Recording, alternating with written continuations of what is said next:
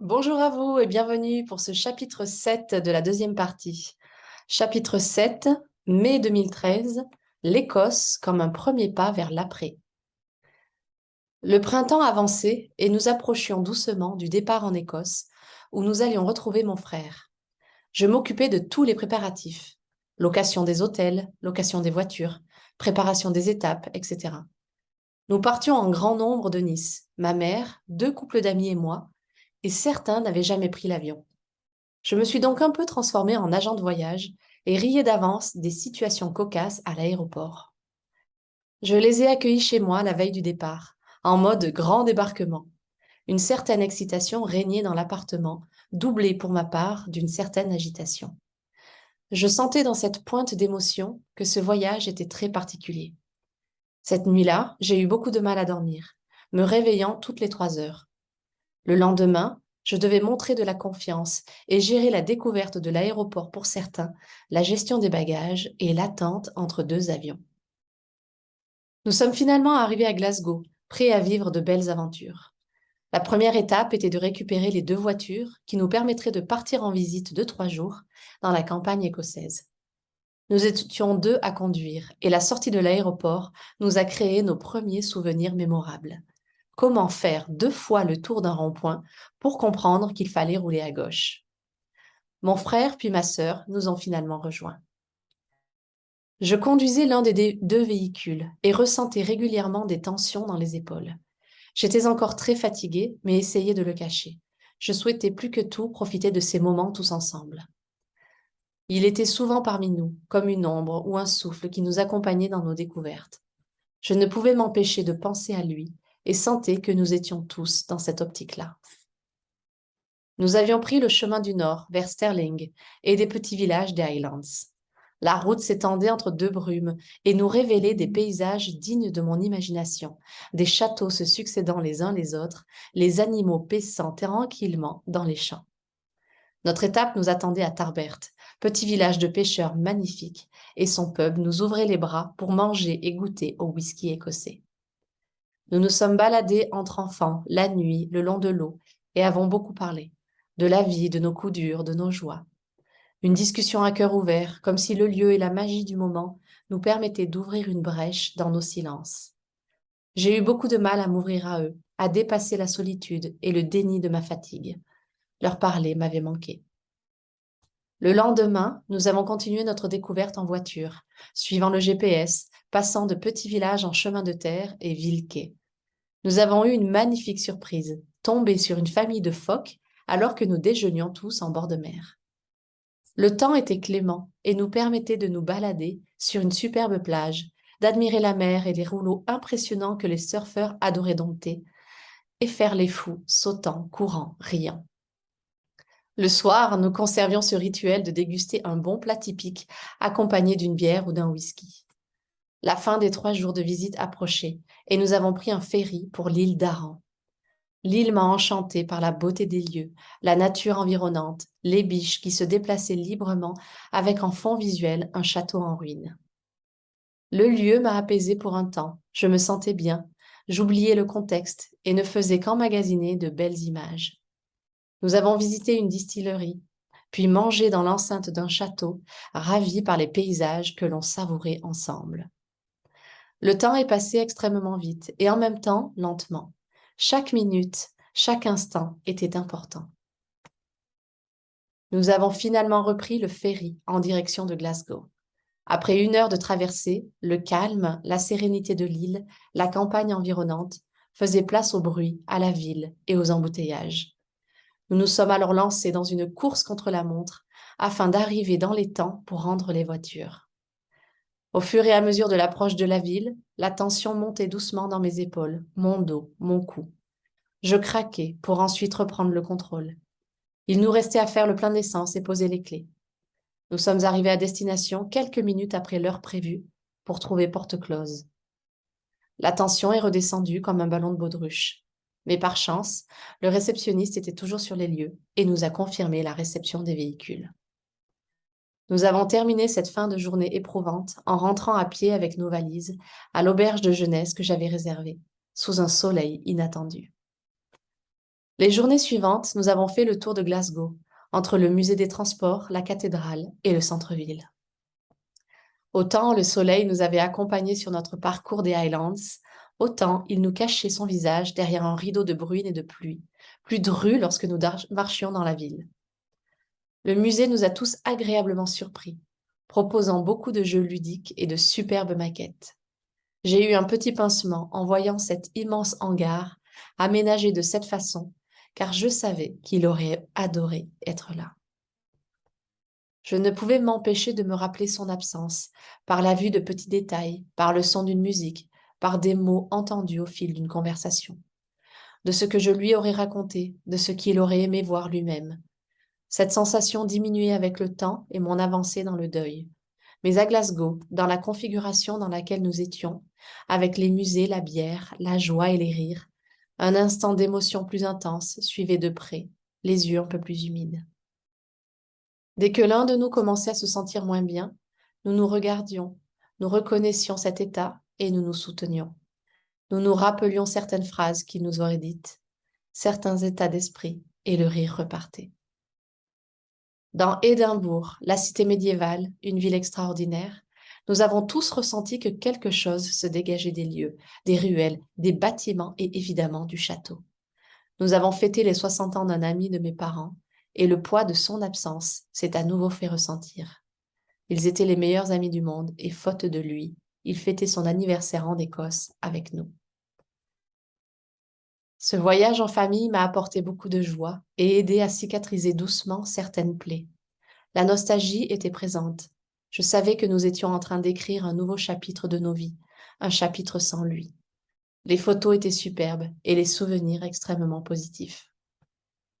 Après notre retour à Nice et Antibes, la troupe est repartie à Gap, me laissant seule, avec mes émotions, ma solitude me fouettant le visage. Heureusement, plusieurs sujets m'occupaient l'esprit. La préparation de ma mission en juillet au Cambodge, à travers les premiers échanges avec mes futurs compagnons. Le travail et la préparation d'un retour professionnel en Inde, et enfin la visite de ma meilleure amie pour un week-end repos, spa et discussions intenses. Je continuais mes rendez-vous chez la psy, mais diminuais les fréquences. Je gardais les soirées qui me faisaient du bien, je me faisais plaisir au restaurant, j'écoutais mes envies. Avant mon départ pour l'Inde, ma mère est venue passer 2 jours en ma compagnie. Nous avions retrouvé une sérénité d'être ensemble. Nous pouvions parler de tout. Je lui exprimais mes avancées et je pouvais parfois partir en flèche sur un sujet pour m'apaiser doucement sur un autre. Nous avons alors entamé un petit rituel, celui de nous balader le long du cap d'Antibes, sur le sentier des douaniers, en admirant la mer, en écoutant le bruit des vagues et le calme des lieux. Le soleil complétait ce tableau. L'instant était un bout d'éternité, un moment reposant où nous profitions de n'être plus que deux. Sans m'en rendre vraiment compte, j'avais dépassé le souvenir de nous trois arpentant les mêmes chemins. Et cela me renvoyait une émotion d'apaisement. D'autres souvenirs, d'autres moments, d'autres contextes n'étaient pas aussi calmes, mais je savourais cette petite victoire sur le deuil et la vision d'une lumière au bout du tunnel, la vision d'une vie apaisée, avec des souvenirs tendres et rieurs, la douleur et l'agitation disparues.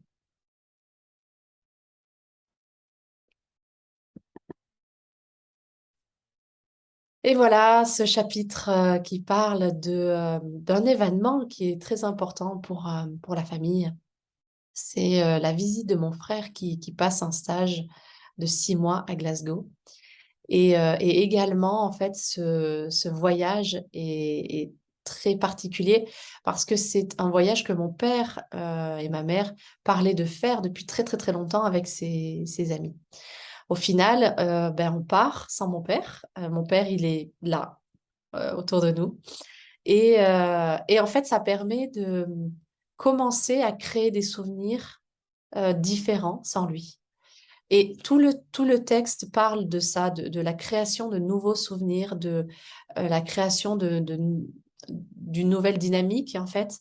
Et même à la fin, où je parle du fait qu'avec ma mère, on instaure un nouveau rituel, juste nous deux, qui petit à petit va remplacer bah, ces rituels que nous faisions tous les trois.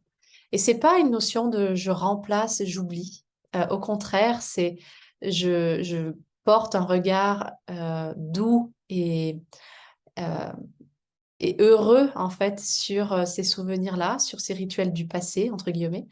Et en même temps, eh bien, j'avance sur la création de rituels du présent et la mise en place, en fait, de la vision de, OK, ben, moi, la vie continue et donc, qu'est-ce que je mets en place, qu'est-ce que je fais pour que ce soit doux, en fait, pour me créer des nouveaux souvenirs joyeux qui y sont sans lui. Donc, en fait, je dirais pas, c'est pas sans lui, mais c'est des souvenirs joyeux avec ben, les personnes présentes. Donc, ce chapitre, voilà, parle beaucoup pour moi du fait d'accueillir, encore une fois, c'est vraiment cette histoire d'accueillir les émotions.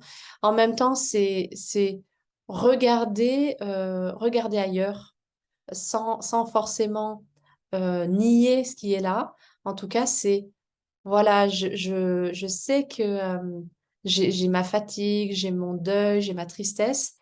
Et ça revient de temps en temps, en fait, parce qu'il y a des moments où, pendant qu'on est en Écosse, eh bien, il y a un moment de «Oh, il n'est pas là».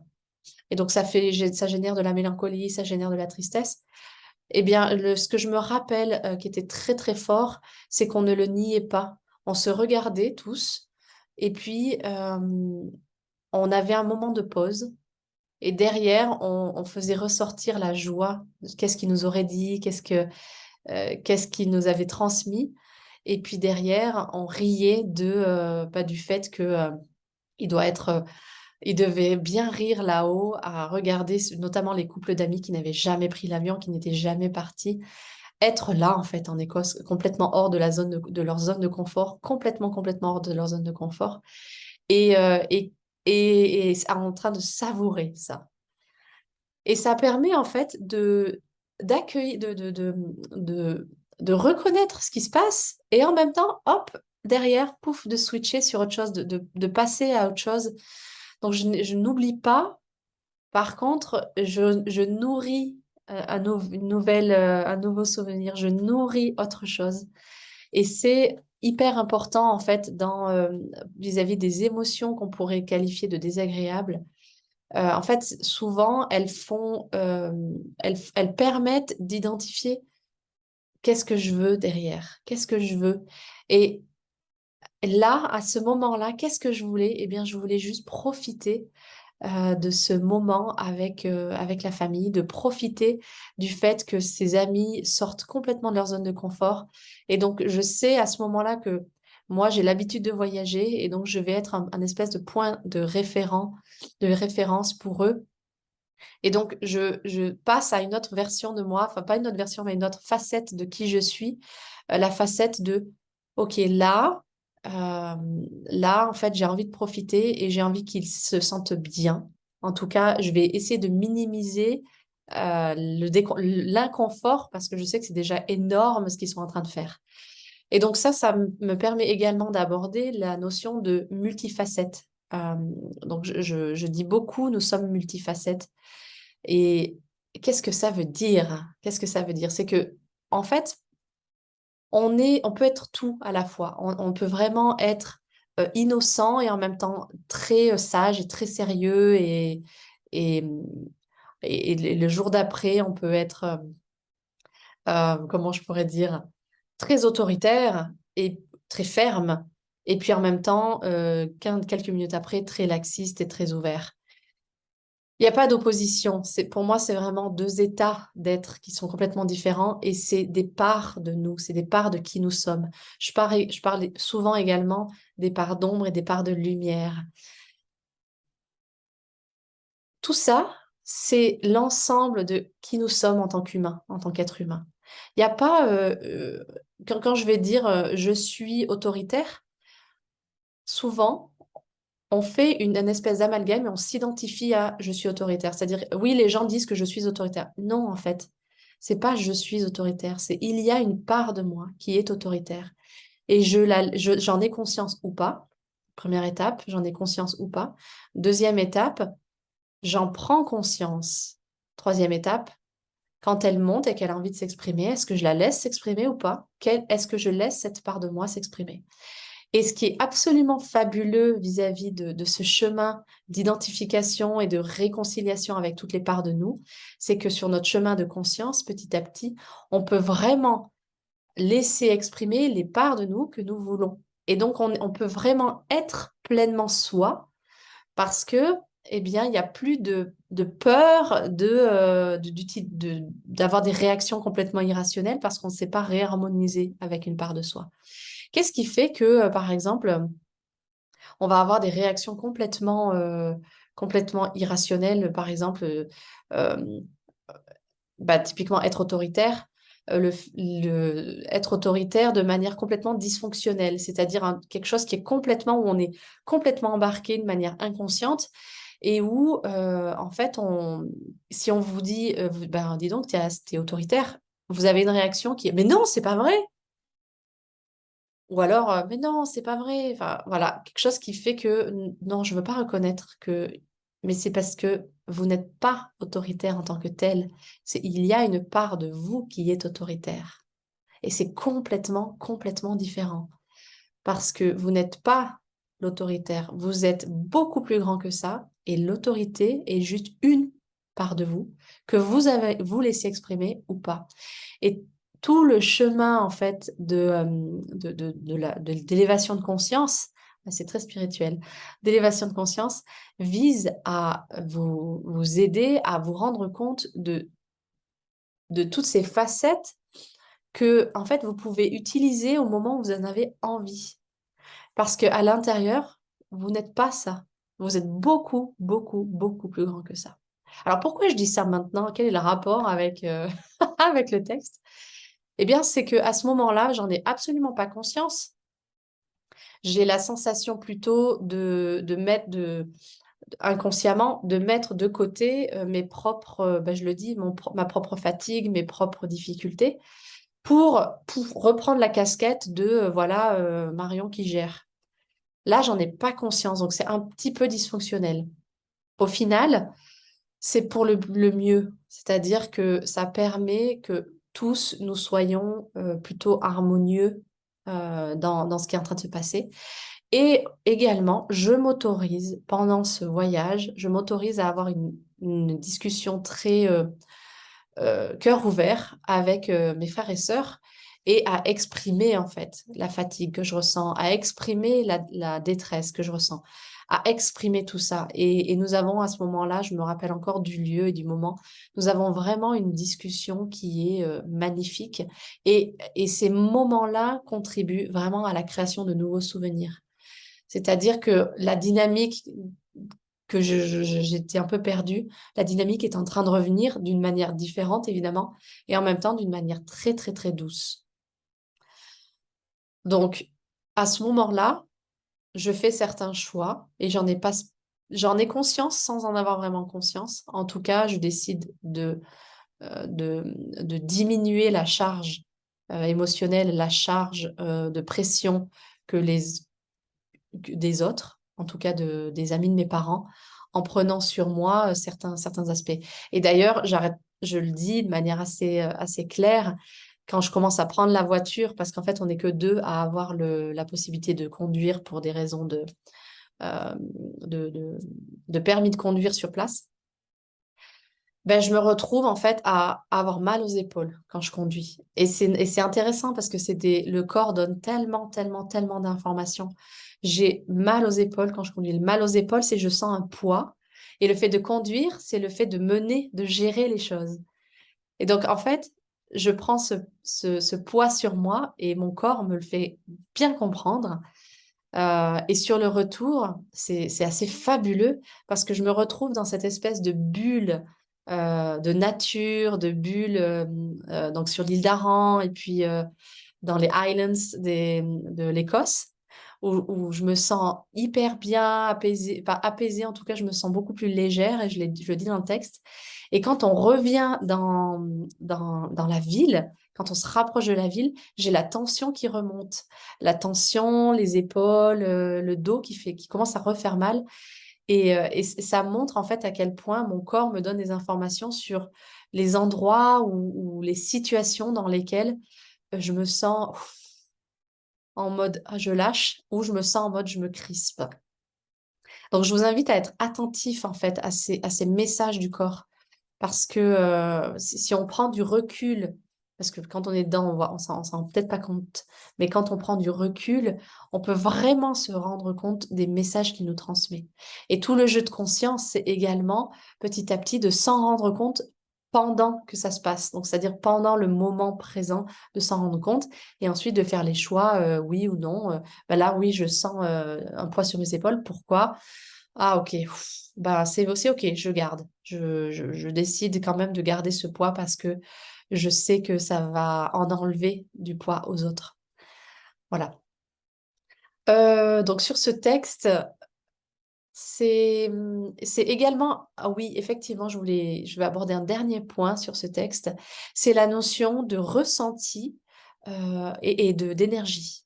Alors, au niveau moi, donc je ressens beaucoup les choses.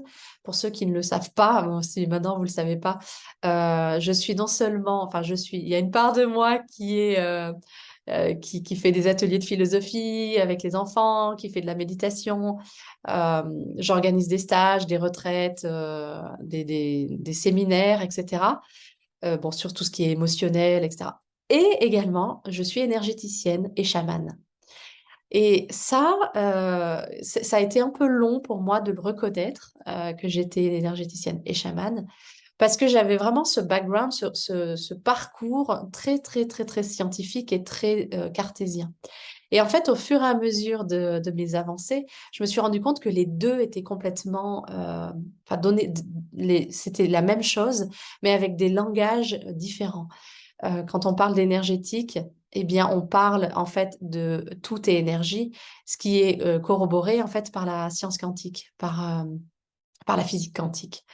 C'est vraiment l'espace entre les atomes, qu'est-ce qu'il y a à cet endroit-là? Les sciences commencent à dire et prouvent que ce qu'il y a entre les atomes, l'espace entre les atomes, c'est de l'énergie. Donc, moi, ben, je ressens l'énergie, je ressens chez les personnes, dans la nature, dans les arbres, dans des lieux, et tout le monde peut le faire. Et ce qui est intéressant, c'est qu'il y a certains lieux où certaines personnes, tout le monde le sent unanimement. Par exemple, là, dans le texte, je parle de, c'est pas Glasgow, mais Édimbourg, où on a eu une discussion, alors qu'à cette époque-là, j'étais pas du tout dans cette conscience énergétique, et ma famille et les amis de mes parents, pas du tout non plus. Et on arrive à Édimbourg, et puis on se balade et tout ça, et à la fin, quand on est en train de manger tous ensemble au restaurant, on se dit tous, il y a quelque chose, on ressent quelque chose. Et c'est pas, on pense que c'était, on ressent tous qu'il y a quelque chose de spécial, il y a quelque chose de palpable dans cette ville. Et on l'a vraiment ressenti comme un, un contraste avec, par exemple, Glasgow ou avec un autre endroit où on est allé visiter. On a senti quelque chose de différent. Ça, quand vous sentez des choses comme ça dans un lieu, quand vous entrez dans un lieu, c'est que vous êtes en train de ressentir l'énergie qui se dégage du lieu. Et j'utilise même le mot, on ressentait la magie dans l'air. Et c'est pas juste mes mots, c'est-à-dire que c'était vraiment unanime entre nous de dire, il y a quelque chose qui se dégage de ce lieu, il y a une certaine magie que je peux ressentir. Donc, ça, c'est pour vous dire que soyez attentifs aussi à ces petites choses. L'énergétique, c'est pas du wouhou, etc., qui peut avoir été, comment je pourrais dire, complètement décrédibilisé ou complètement considéré comme étant farfelu ou perché. Non, en fait, ça fait complètement partie de notre quotidien. Et moi, ça m'aide beaucoup dans mon quotidien parce que ça me permet aussi de sentir moi-même comment je me sens et de pouvoir aller dans des lieux qui, je sais, me redonnent de l'énergie, des lieux qui m'apaisent, qui me donnent, avec qui je rentre dans une communication, dans une connexion qui me permet de me ressourcer. Et c'est pas étonnant que maintenant je vive en Ardèche, à côté de la nature, parce que la nature est un haut lieu de connexion énergétique. Le dernier point que je voulais aborder, c'est... Ah bah tiens, voilà, j'ai oublié. Non, si, c'est ça. Le dernier point que je voulais aborder, c'est je refais une petite boucle sur le titre. L'Écosse, un pas vers l'après. C'est également qui donne l'information par rapport aux dernières lignes du texte, qui est euh, je peux commencer à envisager et à me projeter dans une vision de moi dans le futur. Chose que je ne pouvais pas faire précédemment. C'était juste pas possible. Et si on réécoute le chapitre d'avant, qui est beaucoup dans la détresse totale, dans la déprime, dans cette dépression du deuil, là, on a un total contre-pied qui est, OK, ben, comment est-ce que j'aimerais être? Quelle est la vision que j'aimerais être? Qu'est-ce que je veux être? Et je commence doucement à envisager la possibilité que je peux être apaisée, je peux être bien, je peux naviguer dans ma vie de manière agréable. Et donc, même si je ne le suis pas complètement à ce moment-là, eh bien, je note les petits moments où je me sens comme ça, parce que ça me permet de voir que oui, c'est quand même possible. Alors oui, c'est des microsecondes ou c'est des minutes. Par contre, ça montre que c'est encore possible, qu'en moi, j'ai cette possibilité-là, j'ai cet apaisement qui est à l'intérieur et que je peux retrouver à l'extérieur. Donc, si vous voulez, ces deux chapitres, le chapitre précédent et celui-ci, montrent deux aspects qui ne sont... C'est pas qu'il y en a un qui nie l'autre, au contraire, ces deux aspects sont complètement liés. C'est souvent l'alchimie, la transformation d'une énergie, le changement qui est important de faire, ou en tout cas d'amorcer en soi. C'est quand je vais vraiment très, très, très, très mal. euh, de le reconnaître. Donc ça, c'était le chapitre précédent. D'entrer là-dedans, de ne pas avoir peur d'aller voir ce qui se passe. Et comme je disais au chapitre précédent, l'objectif, c'est d'aller voir l'or qui se cache et d'aller voir le trésor qui se cache. Et la deuxième partie, c'est OK, maintenant que je suis rentrée dedans, j'accueille tout ce qui est en train de se passer, que je transforme tout ça. Idéalement, qu'est-ce que je veux à la place? Qu'est-ce que je veux en fait? Comment j'aimerais me sentir? Comment j'aimerais être? Alors oui, je ne le suis pas à ce moment-là. Par contre, je peux déjà imaginer comment j'aimerais me sentir. Et ça, c'est le deuxième chapitre, c'est-à-dire c'est le chapitre d'aujourd'hui. Cette prise de conscience de OK, comment j'aimerais me sentir en fait? Et ce chapitre, c'est OK, j'aimerais me sentir apaisée.